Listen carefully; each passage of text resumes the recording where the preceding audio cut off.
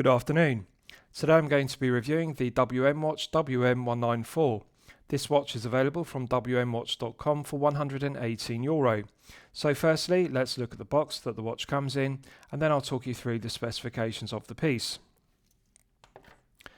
So the watch comes in this black cardboard box, and inside we have a hard shell travel case, which I'll show you.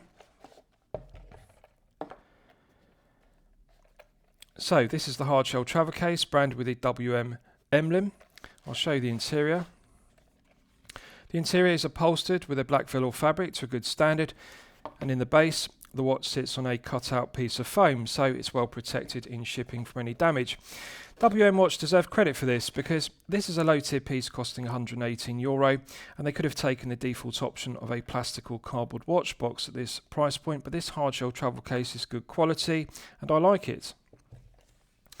So with regards to the items you get with the watch, it also comes with two tags, and on the reverse of this tag we have the barcode for the piece. Now on the other tag is something I haven't seen before. This is a certificate of quality and it's stamped QC Passed, which indicates that this has passed quality control, and I think it's good to see that. You also get this owner's instruction manual in the form of a fold-out leaflet, clear concise diagrams. The instructions are in English and it details the operation of the movement used, which is the Seiko NH35A automatic. You also get this leaflet which gives instructions on how to resize the pushpin bracelet, clear concise diagrams. The instructions are in English, and this is good if you're not familiar with resizing pushpin bracelets. And lastly, you also get a bracelet resizing tool which is made from plastic, and this does work to a satisfactory standard, so good to get this included for resizing the pushpin bracelet. So with regards to the specifications of the piece, the WM194 is clearly an homage to the Zenith Defy Revival. So similar proportions to the Defy Revival. We have a 42mm case diameter. We have a 48mm lug-to-lug measurement, a thickness of 12.5mm, and a lug width of 20mm. The Hexad bracelet tapers from 20mm at the lugs down to 18mm at the 2-button push clasp, and as you can see, the 2-button push clasp is engraved with WM for WM Watch in Garamond font. I'm going to be critical of them using the WM in Garamond fonts here, because there's a lack of continuity with regards to the branding. If you look at the dial, you can see they have printed the WM emblem, which is good, and that matches the WM emblem on the signed crown, so it's good they haven't used the cost-cutting measure of a sterile crown. But we've got the WM emblem on the crown, which matches the WM emblem on the dial, but there's a mismatch because we've got WM in Garamond font. Now, to clarify, just bear with me and I'll show you the watch box lid. They've used WM Watch in Garamond fonts, and I recognise Garamond. It's one of my favourite fonts because it's used by Rolex. Rolex use Garamond, which is heavily serified. So as you can see, the WM is the same font on the WM Watch logo as used on the clasp, but they simply should have deleted it and engraved the emblem to match the dial and the crown emblem. So that lack of continuity is a negative, and also the positioning is incorrect. It would look better at the top of the clasp rather than in the centre. So we have a flat sapphire crystal with clear AR coating on the underside, and the clear anti-reflective coating does a good job. Symmetry of the dial is good, and also the quality of the printing is good. There's a nice contrast between the matte black centre of the dial and the bright fluorescent orange chaptering, and also the printed indices. The legibility is good, and I like the fluorescent orange hands and the large plunger style orange minute hand, which gives the piece a vintage aesthetic. It does look like a Zenith Defy Revival, which this is an homage to. Now, a negative of the piece that I want you to be aware of is the bezel insert. It looks like it's lumed sapphire bezel insert, but it's not made from sapphire. I've tested it, and unfortunately it's made from glass. Now, the negative of using a glass bezel insert rather than sapphire is glass is not as hard and scratch resistant. K1 hardened glass is a compromise between mineral crystal and sapphire crystal, and it is acceptable at this price point, for example in the crystal of the watch, to use K1 glass rather than sapphire crystal as a compromise between the two, because K1 glass is harder than mineral crystal but not as hard as sapphire crystal, so it really is a compromise between the two. But in the bezel inserts, they haven't used hardened K1 glass, it's just standard glass, and therefore it's going to be more prone to being scuffed and scratched and cracking.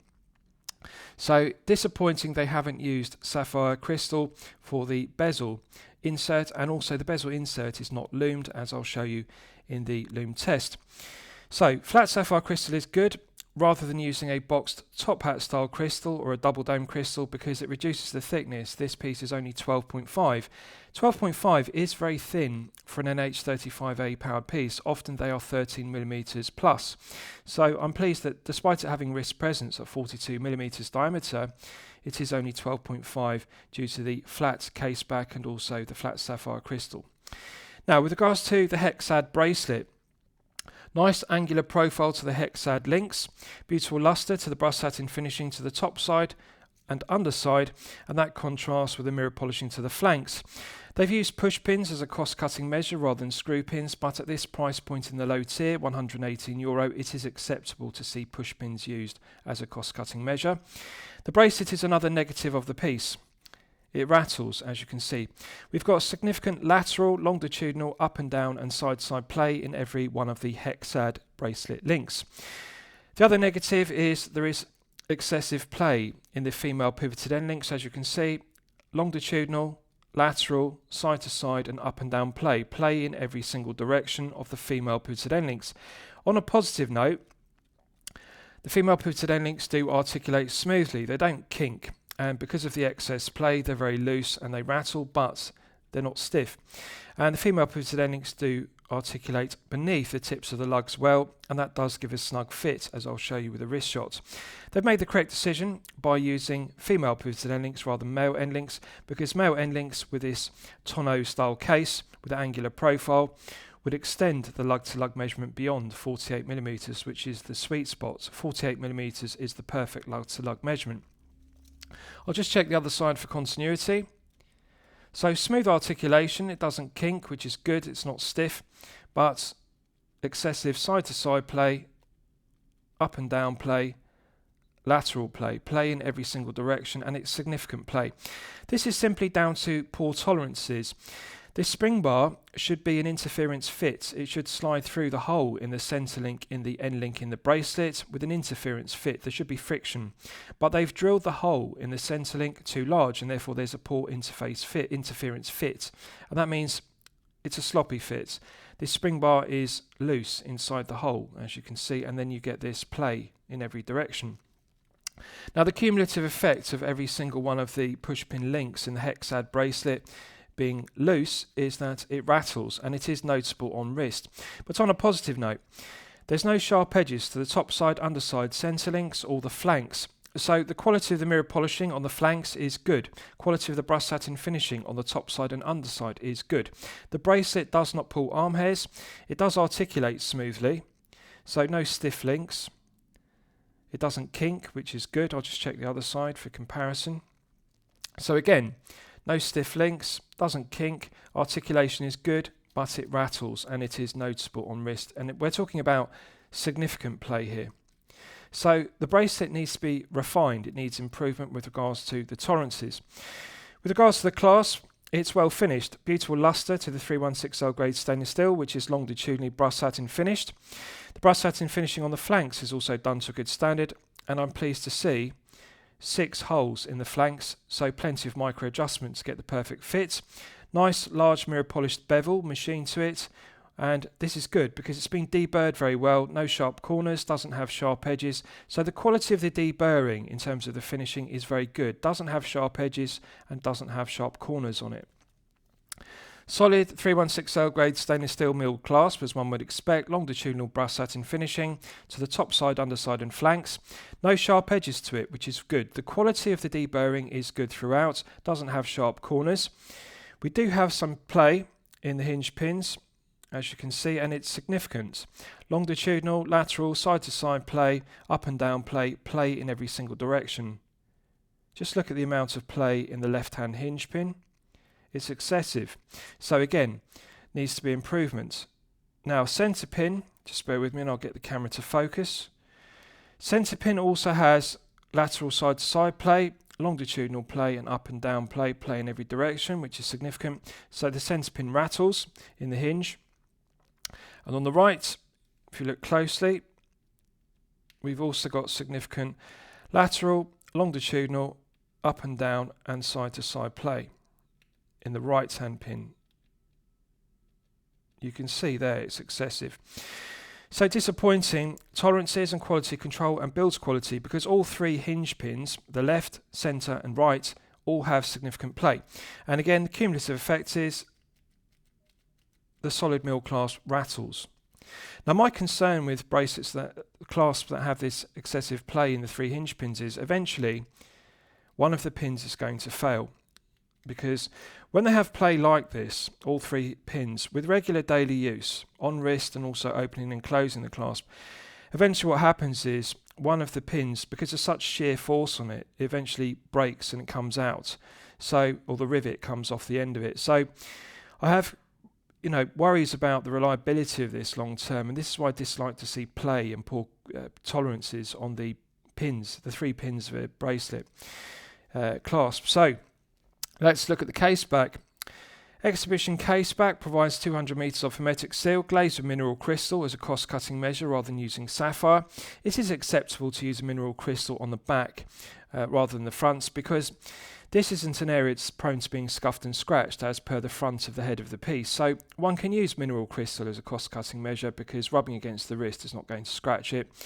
It's low profile. I like it, so I think they've made the correct decision, and by making it flat in the centre rather than using a bubble back Caseback. And also it's nice to use an exhibition Caseback because it displays the movement. Now the NH35A is sterile.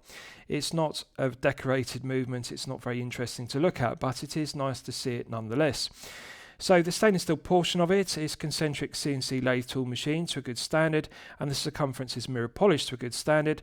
No sharp edges to the milled slots, and the engraving is very good. It's high definition and crisp, and it details the specification, water resistant 20 ATM automatic movement. So quality of the engraving and finishing is good on the stainless steel portion of the exhibition Caseback, and the mineral crystal centre section is glazed to a good standard. You can see it's very low profile, and that means that this is only 12.5mm thick. Looking at the underside to the head of the piece, which is the tonneau case, we've got no sharp edges to the undercuts to the flanks, so the quality of the deburring to the head of the piece is good. And in between the lugs is also nicely finished. They've deburred and chamfered the edges very well, so no sharp corners, and it doesn't have sharp edges to the case. The tonneau case is well finished throughout, and the female pivoted end links are a nice tight fit to the head of the piece on both the 6 and the 12 o'clock side. So I'll give you a wrist shot and you can see how it fits on my 8-inch wrist. Now, I haven't sized the bracelet, and I'm pleased to report I can easily slide an index finger beneath the bracelet and clasp at all times, so this will easily fit up to an 8.5-inch wrist with no difficulties whatsoever. And bear in mind, I'm on position 5 of the 6 micro adjustments, so this could actually extend slightly further, and plenty of room in this for a larger wrist. So, as I've detailed, the WM194 is an homage to the Zenith Defy revival. Very similar proportions, 42mm head of the piece to the tonneau case, which has an angular profile. And I like the lug-to-lug measurement. I often refer to this in my reviews. 48mm is the sweet spot. It's the perfect lug-to-lug measurement regardless of whether you have a 6 to 7-inch wrist or a 7 to 8-inch wrist respectively. 48mm fits all wrist sizes. There is a slight gap beneath the tonneau case due to its angular profile, but it is acceptable. The female pivoted end links do pull the end of the hexad bracelet links close to the wrist for a nice snug fit, so I'm pleased they didn't use male end links. Female pivoted end links on the tonneau case is the correct choice. The hexad bracelet angular profile to the links does work very well with the angular profile to the end of the tonneau case. So case shape is good wrist presence at 42. Clearly this is best suited to collectors with a larger wrist of 7 to 8 inches. If you're a collector with a smaller wrist of 6 to 7 inches, I think you'll find the 42mm wrist presence to be too much. It is also a relatively heavy piece, 152 grams of heft. Now bear in mind that is with all the links in the bracelet. If you remove 3 or 4 links, that will reduce it to below 150 grams, which will make it more comfortable. It does feel very well balanced with the 20 to 18 taper. I think that it would be more comfortable and better balanced had they used the industry standard, which is 20 down to 16. 22 to 18 is the industry standard taper, alternatively 20 to 16 is the industry standard. 20 to 18 isn't as popular because the bracelet then is very straight and parallel. It doesn't have as much of a taper, only 2mm across the length. And I think that with a large head of the piece like this, at 42mm by 48 lug to lug, it needs a slightly larger taper. 20 to 16 would reduce the meat of the bracelet, the heft on the wrist, because it does feel quite heavy at 152 grams. Anything below 150 is the sweet spot. That is comfortable to wear for long periods of time, such as 8 to 12 hours per day. When it exceeds 150 grams of heft, the piece does feel top heavy, and it is noticeable, the heft on the wrist, especially with a large 42mm head of the piece like this. So clarity is good, legibility is good. One can clearly read the hands because of their fluorescent orange tone, and also the orange chaptering with the contrasting printed indices. So I like it. I think that they've done a good job with the proportions, and I also like the gear tooth profile to the stainless steel bezel, and in the centre we've got that mirror polished bezel, as you can see, which has a 10-sided profile to it, so very aesthetically pleasing. Does look very visually similar to the Zenith Defy Revival, which it is an homage to, but I would say clearly suited to collectors with a larger wrist. Too top heavy and too large at 42 for a 6 to 7 inch wrist. Right, so let's test the bezel execution. 120 click unidirectional bezel, as one would expect. Solid 316L grade stainless steel with a gear tooth profile to it, which is brass satin finished, which gives it a tool watch aesthetic. Nice chamfer to the top edge of the gear teeth, and that means it's not sharp, doesn't dig into the thumb or index finger when operating it. Let's test the action. Nice loud audible clicks, firm resistance to it, which is nice. I like it. I like the loud audible clicks. Feels even all the way through the 360 degrees of rotation, so that's a pleasant surprise. In terms of resistance, it feels very similar to a Seiko 5KX. It's got that heavy resistance and very heavy clicks. Each of the ratcheting clicks feels very loud and audible, but you can actually feel the heavy resistance of the click spring engaging with the grooves in the underside of the stainless steel bezel. So I like that solid feeling. It feels robust and reliable. Nice even resistance, nice and firm all the way through. It doesn't get tighter or looser. No lateral side-to-side play, which is good. It feels tight. No back play. So this is a very good bezel execution for €118 in the low tier. Let's just check the alignment. One more click. And I've gone too far, so I'll just do it again.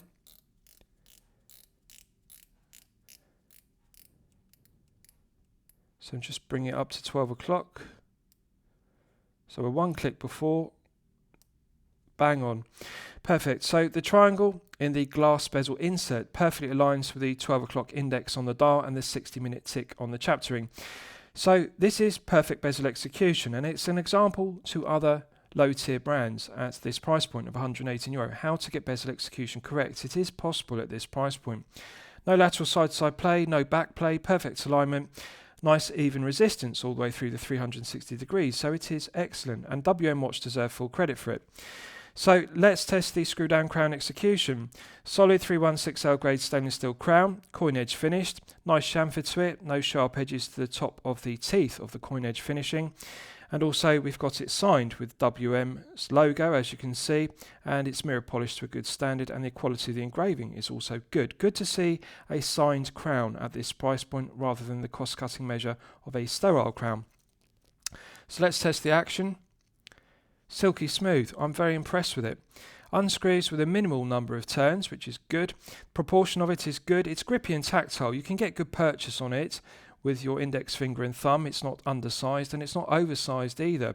They've got the size of it right, and the coin edge finishing is very grippy, so I like it.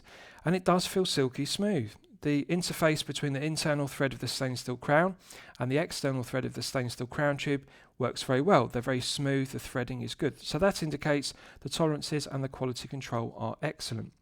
So I like it. Very, very nice smooth action.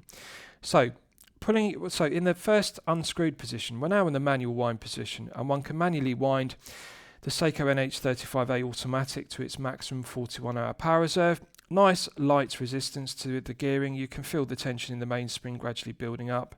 Feels good to manually wind. I like it. The NH35A feels good to manually wind.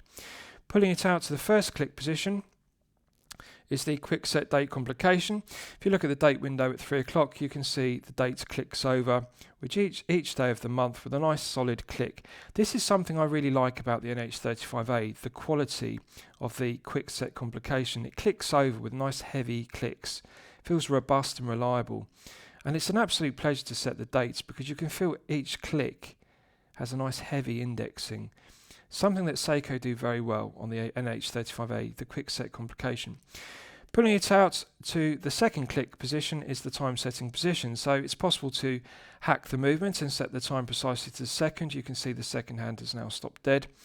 Feels nice medium light resistance to the gearing, minimal backplay clockwise and anti-clockwise. It feels smooth all the way through the 12 hours. And I like it, so I think that the setting of the time on the NH35A is very pleasant. Pushing it back in, it's got a nice positive click and that restarts the movement. You can see the second hand begins to sweep around the dial once again.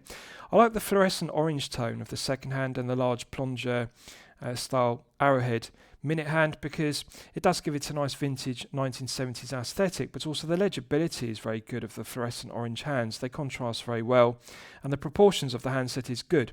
The arrowhead tip to the plunger hand reaches all the way to this 60-minute ticks on the chapter ring and also the printed indices. The pencil style hour hand extends all the way to the printed indices, and also if you look at the second hand, which has a rectangular pip on it, that's the correct length. Often with low-tier Chinese brands, the hands are undersized, they're too short and they're too small, but these hands are the correct size, the proportion is good. So let's test screwing it back down. Instant thread pickup, this is excellent.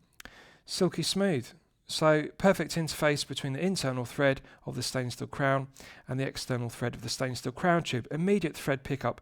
It's very good quality control, tolerances and machining. They deserve credit for this because on a low tier piece it's unusual to get this silky smooth screw down crown execution. So bezel execution is good, screw down crown execution is good. Right, so let's do a lume test. And we'll see how the lume performs when it's charged up to the absolute maximum.